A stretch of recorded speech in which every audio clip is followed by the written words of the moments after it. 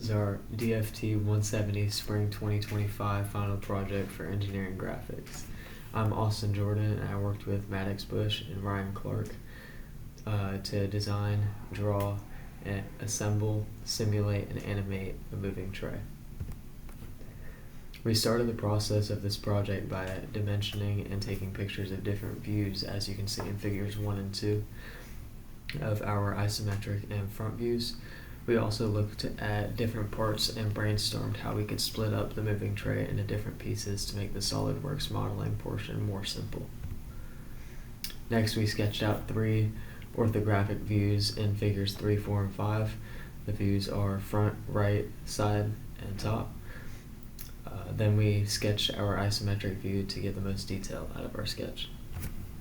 In SolidWorks parts, in figure 7, we designed a back ball using some extrude bow space, extrude cut, and center for the center hole. And for figure 8, we used SolidWorks part design for the top tray, which took extrude bow/base, extrude cut, and hole wizard. For figures 9, for the SolidWorks part motor, we used extrude bow/base, we used extrude cut and mirror. And for figure 10, in SolidWorks part for the wheel, we used extrude bow/base, extrude cut, and circular pattern and fillets. For figure 11, the SolidWorks part of the bottom base, we used extrude bow/base, extrude cut, fillets, and hole wizard. For figure 12, SolidWorks part of the rod for the back wheel, we used extrude bow/base. And for figure 13, SolidWorks part of the cylinder support, we used extrude bow/base and extrude cut. In order to properly assemble the moving tray, we use several kinds of mates, including concentric and coincident mates.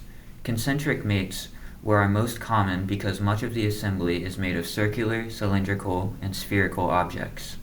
You can also see an exploded view of the assembly in figure 15. Here we have our drawing document, which consists of front, top, right side, and isometric views of our assembly. Also included in the drawing document is our names, our teacher's name, the material of the piece, the name of the piece, and the name of our class.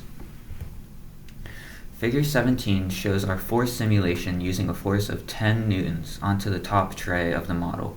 As you can see, the tray has started to fold in and the cylinders are slightly collapsed, but the wheels show no noticeable strain. In order to properly animate the model, we had to be sure that all of our mates were properly placed and working correctly. We used motors on both wheels and the ball to make them spin at a constant speed of 25 rotations per minute.